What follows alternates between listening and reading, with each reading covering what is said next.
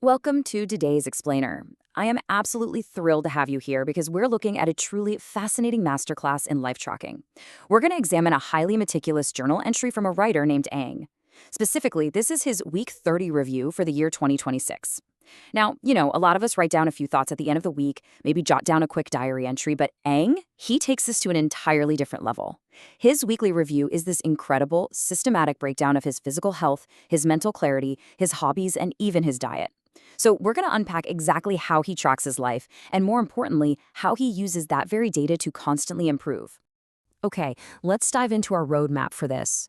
We're going to cover the anatomy of a weekly review, the health and wellness foundation, data-driven life adjustments, pursuing projects and hobbies, and finally, we'll wrap up with the power of incremental change.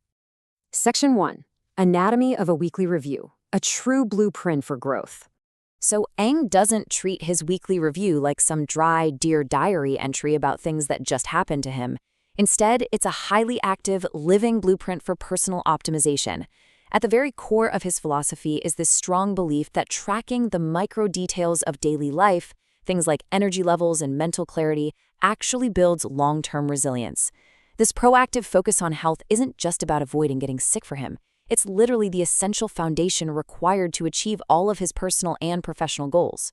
By documenting everything, he ensures he's never just guessing about why he feels a certain way, and let's be honest, that's a trap so many of us fall into.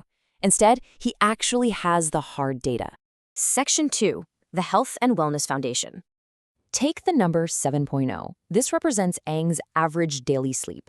Now, on the surface, that sounds like a perfectly healthy 7 hours, right? But his tracking reveals a much more chaotic reality. One day, he suffered a massive deficit with just 4 hours of rest, and that was immediately followed by a 9-hour fragmented rebound. So the average lies, but the daily tracking, that tells the whole truth. Next up is 6,065. That's his daily step count. It's a slight drop from the week before, actually, but it clearly shows the constant physical activity required to maintain his lifestyle, covering everything from gardening in the rain to running errands around town. And our final foundational number here is 70.33, representing his week in kilograms.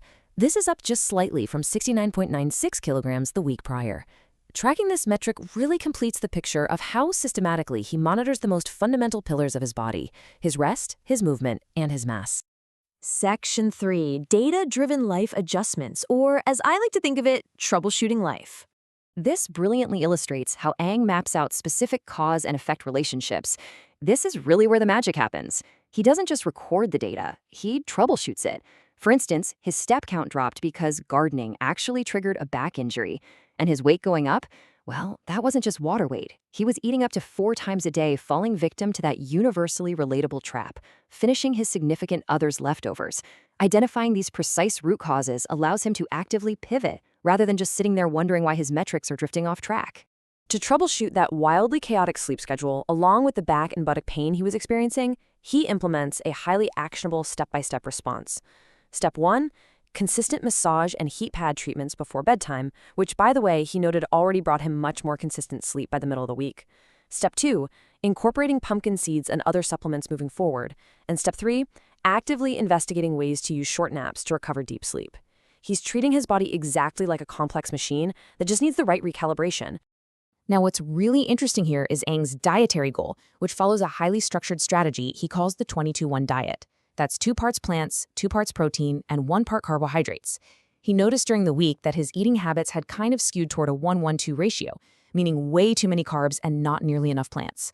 So to correct this, he outlines a really clear forward-looking plan. Stick strictly to the 2-2-1 target, increase self-cooked meals, rely on supplements only when absolutely necessary since they aren't a great substitute for real fiber, and maintain an intake of 2 or 3 fish dishes, like sardines, every single week.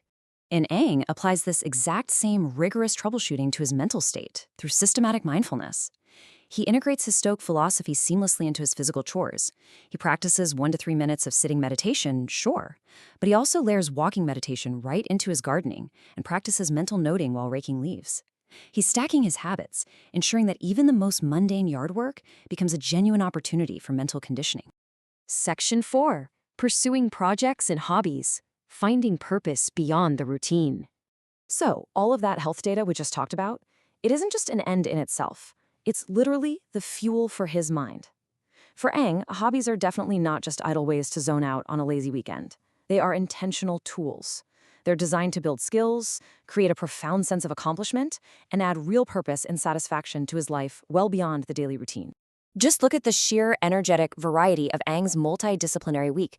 I mean, he's reading about health and coding daily, jumping into GitHub repositories for Go, Elixir, Erlang, and Rust. He's actively bootstrapping personal Python and Haskell pet projects. And amazingly, he's leveraging AI to build custom tools to scratch his own itch, streamlining his daily computing chores and improving his actual journaling process. But wait, he's not just glued to a screen. He is setting up tanks and breeding crebensis dwarf cichlids, taking careful note of how they prefer a construction fine sand substrate.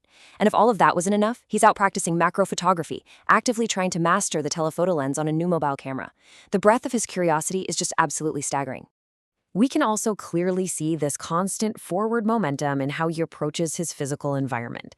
He tracks his current tasks, things like weeding, raking, decluttering the kitchen and dining hall, and then immediately juxtaposes them with future building projects. He is planning out seed germination, building plant racks, installing curtains, and even doing grout work on his front yard balcony tiles.